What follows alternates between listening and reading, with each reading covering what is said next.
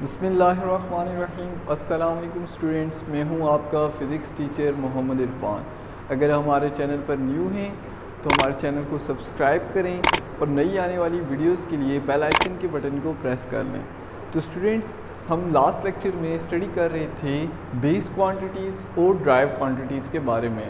तो आज हमने स्टडी करना है बेस यूनिट्स और ड्राइव यूनिट्स के बारे में। तो सबसे पहले हम स्टडी करते हैं कि व्हाट इज़ अ यूनिट।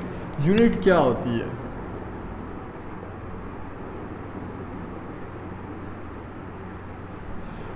तो स्टूडेंट्स, किसी भी चीज़ को जब हम मेजर कर रहे होते हैं, मेजरमेंट कर रहे होते हैं, तो उसके लिए हम एक स्टैंडर्ड सेट करते हैं और उस स्टैंडर्ड के अकॉर्डिंगली हम उस फिज़िकल क्वांटिटी की मेजरमेंट करेंगे। वो जो स्टैंडर्ड होता है उस स्टैंडर्ड को हम कहते हैं unit. A standard set to measure a physical quantity is called its unit. अब डिफरेंट जगहों पर डिफरेंट स्टैंडर्ड्स जो हैं वो सेट किए होते हैं जिनके अकॉर्डिंगली मेजरमेंट हो रही होती है। तो वर्ल्ड वाइड इसके ऊपर डिस्कशन हुई और ये फ़ैसला हुआ कि हम पूरी दुनिया में एक ही सिस्टम को इंट्रोड्यूस करवाते हैं मेजरमेंट का, और उस सिस्टम को हमने कहा सिस्टम इंटरनेशनल। सिस्टम इंटरनेशनल, जिसको शॉर्ट फॉर्म में SI सिस्टम भी कहा जाता है। सिस्टम इंटरनेशनल या इंटरनेशनल सिस्टम ऑफ यूनिट्स। इसके अकॉर्डिंगली हमने क्या किया, एक स्टैंडर्ड सेट कर दिया और मेजरमेंट स्टार्ट कर दी। तो जब हम मेजरमेंट के ऊपर आए तो हमारे पास दो क्वांटिटीज़ थी। एक थी फिज़िकल क्वांटिटी जिसमें बेस क्वांटिटी थी। तो हमने सबसे पहले बेस यूनिट्स को स्टडी किया, क्योंकि ड्राइव यूनिट्स जो हैं वो बेस यूनिट की मदद से ही बनती हैं। तो हमने सबसे पहले क्या किया, बेस यूनिट्स को स्टडी किया कि बेस यूनिट्स हमारे पास क्या क्या हैं। तो हम जानते हैं कि हमारे पास फिज़िकल, यहाँ पर हम देख लेते हैं कि ये बेस क्वांटिटी कौन सी है, उसकी सिंबल क्या है, देन उसकी यूनिट क्या है और यह बेस यूनिट क्या होगी, और उस यूनिट की सिंबल क्या आ जाती है हमारे पास। ठीक है, इस चीज़ को हम क्या कर लेते हैं, स्टडी कर लेते हैं। तो सबसे पहले हम देखते हैं कि हमारे पास बेस क्वांटिटी में नंबर 1 पे थी लेंथ। लेंथ को हम L से रिप्रेजेंट करते थे। ठीक है, तो लेंथ को हमेशा मीटर्स में मेजर किया जाता है और मीटर को स्मॉल m से रिप्रेजेंट किया जाता है।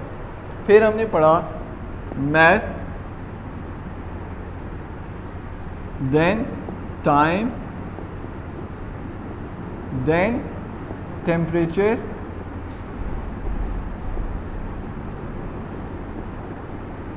then electric current,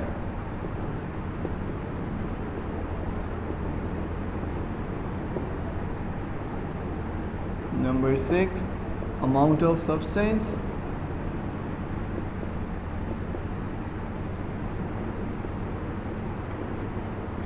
और लास्ट में थी हमारे पास इंटेंसिटी ऑफ लाइट।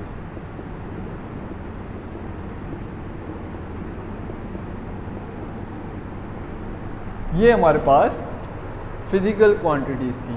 अब स्टूडेंट्स, लेंथ को L से रिप्रेजेंट किया जाता है, मैस को स्मॉल m से रिप्रेजेंट किया जाता है, और मैस को मेजर किया जाता है किलोग्राम के अंदर, और इसकी सिंबल है kg। टाइम को स्मॉल t से रिप्रेजेंट करते हैं और टाइम को मेजर किया जाता है सेकंड्स में, और सेकंड को स्मॉल s से रिप्रेजेंट करते हैं। This is the symbol of unit. Then हमारे पास आता है टेम्परेचर। टेम्परेचर को कैपिटल T से रिप्रेजेंट किया जाता है। ठीक है, और इसको मेजरमेंट हम करते हैं केल्विन में, और इसको K से रिप्रेजेंट किया जाता है। याद रहे स्टूडेंट्स, ये जो हम यूनिट्स लिख रहे हैं ये सिस्टम इंटरनेशनल के अकॉर्डिंगली जो यूनिट सेट की गई हैं वो यूनिट्स हैं। उसके बाद हमारे पास आता है इलेक्ट्रिक करंट। इलेक्ट्रिक करंट को हम I से रिप्रेजेंट करते हैं, ठीक है। करंट को मेजर किया जाता है एम्पीयर्स में और इसकी सिंबल है E। अमाउंट ऑफ सब्सटेंस को N से रिप्रेजेंट किया जाता है। ये कुछ जगहों पे स्मॉल n भी यूज़ होता है, कुछ जगहों पे कैपिटल भी होता है, ठीक है। इसकी बेस यूनिट है मोल और इसकी जो हमारे पास सिंबल होती है उसमें MOL हम लिखते हैं, उसमें E नहीं लगाते। लास्ट में है इंटेंसिटी ऑफ लाइट, तो इंटेंसिटी ऑफ लाइट को L से रिप्रेजेंट किया जाता है। इसकी यूनिट है कैंडेला और इसकी जो सिंबल है वो है CD। ये हमारे पास बेस क्वांटिटीज़ हैं, उनकी सिंबल हैं, उनकी यूनिट्स और आगे यूनिट्स की सिंबल।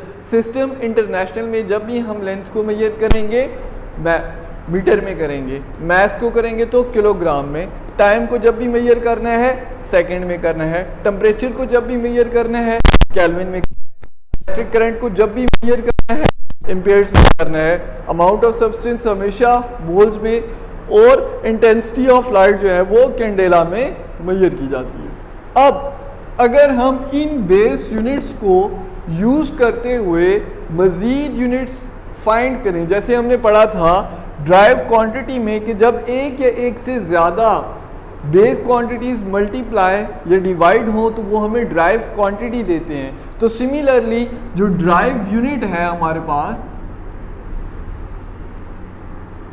ये भी जब हम वन और more base units when multiply और डिवाइड्स gives derived unit। जब एक या एक से ज़्यादा बेस यूनिट्स को मल्टीप्लाई किया जाएगा तो रिजल्ट में जो यूनिट बनेगी वो कौन सी यूनिट होगी? ड्राइव यूनिट होगी। फॉर एग्जांपल हम एक ड्राइव क्वांटिटी लेते हैं वॉल्यूम, तो वॉल्यूम का फॉर्मूला था length multiplied by width multiplied by height. अब हम जानते हैं कि basically these all are the lengths, ये सारी क्या है? लेंथ ही हैं। तो लेंथ को हमने यहाँ पर पढ़ा है कि ऐसा ही सिस्टम में लेंथ को मेजर किया जाता है मीटर्स में और मीटर की सिंबल है स्मॉल m। तो यहाँ पर हम इसकी वैल्यू प्लेस करते हैं, तो हमारे पास क्या आ गया? Metre. Breadth is also a length metre and height is also a length, so metre. तो यहाँ देखिए according to the definition one और मोर बेस यूनिट, ये एक ही यूनिट है मीटर, लेकिन ये क्या हो रही है? मल्टीप्लाई। तो रिजल्ट में जो यूनिट बनेगी वो क्या होगी? ड्राइव होगी। तो अब इसको मल्टीप्लाई करो तो ये क्या आता है? Metre cube. तो इसका मतलब जो वॉल्यूम की यूनिट है वो क्या है? मीटर क्यूब है। सिमिलरली कुछ और देख लेते हैं, हमारे पास वेलोसिटी है।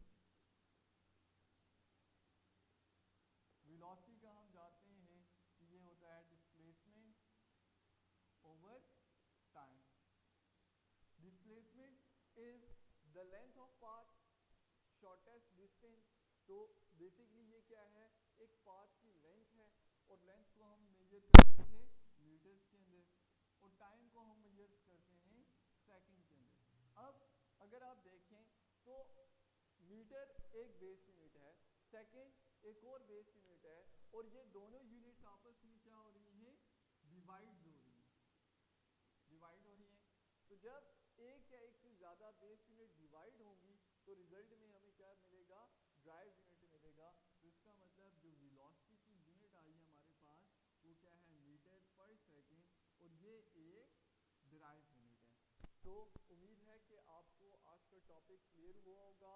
अब आपको क्लियर होगा कि कैसे आप बेस यूनिट को फाइंड करते हैं और बेस यूनिट की मदद से ड्राइव यूनिट कैसे आप ड्राइव करते हैं। मज़ीद अच्छी वीडियोस के लिए हमारे चैनल को सब्सक्राइब रखें।